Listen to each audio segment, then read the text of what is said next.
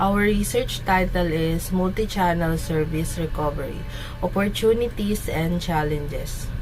This is the group members and their task. I am Lea Mira Pantas, who is responsible for Chapter 1 and assist in final editing of the paper. So, Mr. Sir George Liego, who is assigned in Chapter 2, Research and Writing on the Key Concepts and Frameworks. And Mr. Carl Eric Andaya is in charge in prepares interviews, questions, and contacts call centers and analyzing the gathered data. Lastly, Ms. Marisol Nomo is responsible for Chapter 4, the conclusion and recommendations. This study focuses on the opportunities and challenges of service recovery in contact center that uses multiple channels. It aims to understand how these platforms are used to fix customer problems and how service can be improved across all the channels. In the past few years, customer service has gone through a major changes due to the growth of digital communication tools. In contact center, which used to focus mainly on handling customer issue through phone calls, so have now expanded to include many different communication channels. Different platform is listed here. This transformation has been driven by two main factors.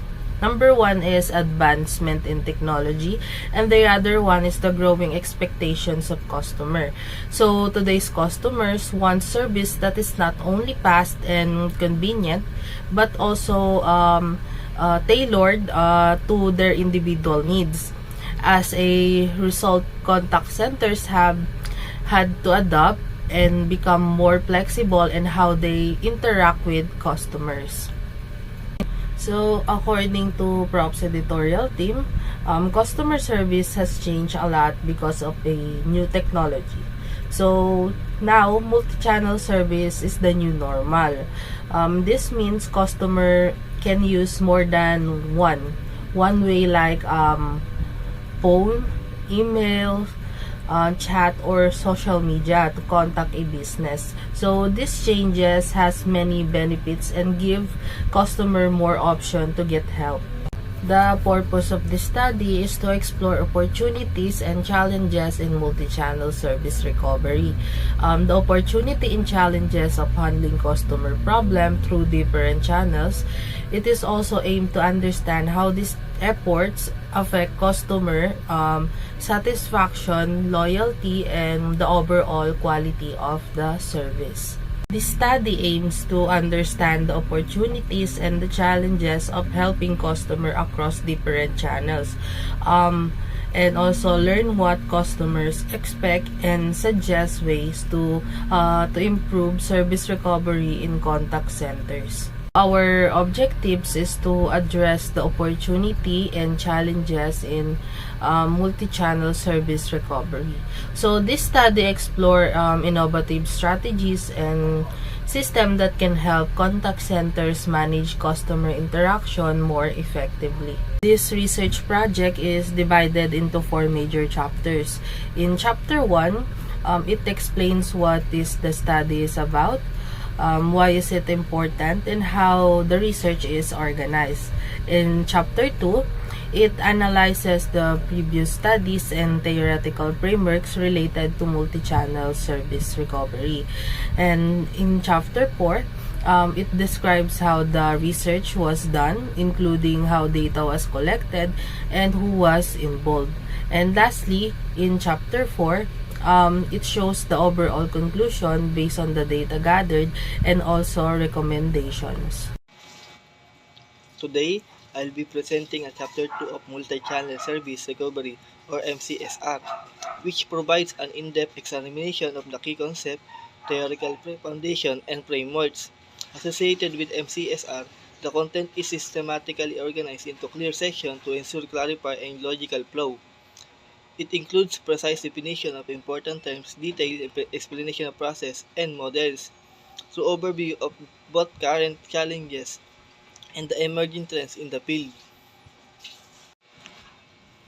Let's begin with the view concept. key concept. First, service recovery means fixing service mistake to regain customer satisfaction. Second, multi-channel service. Allow customer to interact with the companies in many ways, like through website, call center, social media, or even store. Now, when we combine both ideas, we get MCSR. This is all about solving problem across any channel in a connected, consistent, customer-friendly way. Okay, recitation. Can you name some channel a customer might use to reach a company? The service recovery process in multi-channel context traditional follow 5 essential steps. In multi-channel environment, this step must be adapted to ensure effectiveness. The process should be channel agnostic, delivering a consistent and seamless response regardless of the platform used by the customer. It must also be integrated, allowing for a cross-channel community such as compliant initiative through a mobile app and result in a physical store.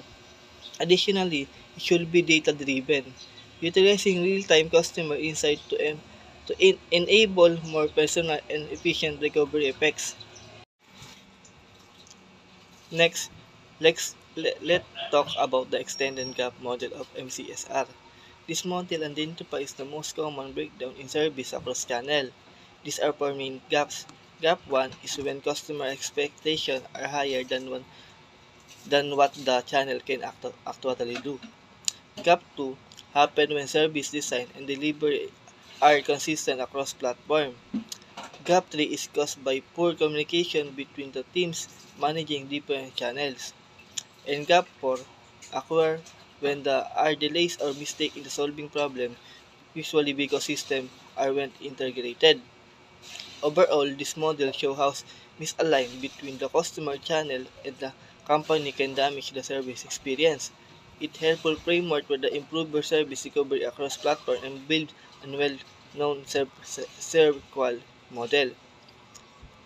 And now, the presentation is what is the gap 1 in the extended gap model. Let's walk through the how compliant is handled using the MCR process flow. This diagram illustrates how service failure moved from the customer interface to a technological and human response mechanism to resolution and feedback, ensuring service continue across platform.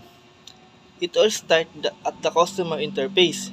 This could be a website, call center, social media, and store. From there, the compliant entered the compliant identification layer where it's detected and captured no matter what the source.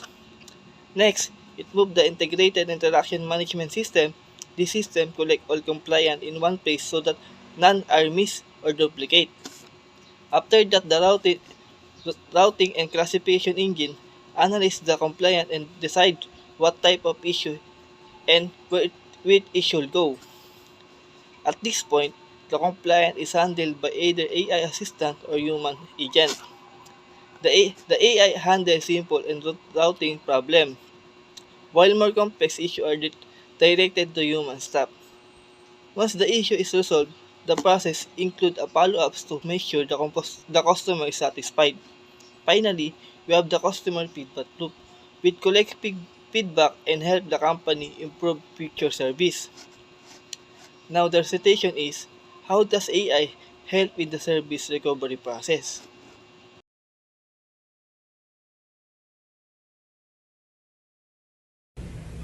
We use a qualitative research design, which means we focus on people's answers and experience, not numbers. Our respondents were 5 call center agents who handle customer concerns through phone, email, chat, and social media. We choose them using purposive sampling. This means we pick up people who had the right experience to our topic. In the interview process, we use Google Forms to do the interviews. They answer the questions on their own time, so they were more comfortable and gave detailed answers. Here are some of the questions we ask. First, what kinds of complaints are hard to solve through chat or social media and why? Second, which channel do you think is the most effective for service recovery and why? Third, what advice would you give to new agents who handle customer concern across different platforms. Aside from the interviews, we also use secondary data like academic journals and online articles. This help us understand the topic better, especially the meaning, the purpose, and background of multi-channel service recovery. Next, data presentation. In question number 1, when we ask the respondents which types of complaint are hardest to resolve through chat or social media, most pointed to technical and billing issues. One respondent said, technical issues are the hardest to resolve through chat or social media because it is hard to guide customers through troubleshooting without seeing what they are seeing. Another added that complaints are related to billing or accounts issues are tough on social media. Customers often want to see documents or need more explanation. In question number 2, when it comes to resolving customer issues, phone calls are seen as the most effective method by several respondents. One said phone calls are definitely the most effective because you can talk directly to the customer and walk them through the solution. Another mentioned that live chat is best for urgent issues because it's fast and customers feels like they're getting immediate help. In question number 3, we asked for advice they would give to the new customer service agents handling service recovery across platforms. One important tip was always stay calm and be patient, especially on social media where tone can be easily misunderstood. Another shared clear and concise communication is key in chat. Customers don't have the time for long and explanations, and one more reminder was keep a professional tone but don't be afraid to show empathy, especially when the customer is upset. The interview shows that technical problems are hard to resolve through chat or social media because agents can guide customers step by step. Also, when customers are angry or upset, it's harder to show empathy in text. This makes emotional issues more difficult to handle. Most respondents said phone calls are best for complex or emotional cases because you can talk directly and connect better with the customer. Live chat is fast and good for urgent needs, but not as good for complicated problems or sensitive topics. Agent said it's important to stay professional and show empathy, especially on social media where your tone can be misunderstood. They also reminded new agents to keep a message short and clear, especially in chat where customers want quick help. We choose interviews because they give real and detailed answers from people who do the actual work. We also use journals and online articles to support and give context to the interview results. Together, these methods help us understand the topic more completely. Our respondents were chosen because they have a real experience with multi-channel service recovery. The questions we asked were focused on our topic, so the answer we got were useful. We also use sources like academic journals to make our study more reliable. We made sure the study was ethical. We told to the participant what is the purpose of our research and kept their answer private and anonymous. Everyone gave consent before joining and they were free to leave the study anytime if they wanted.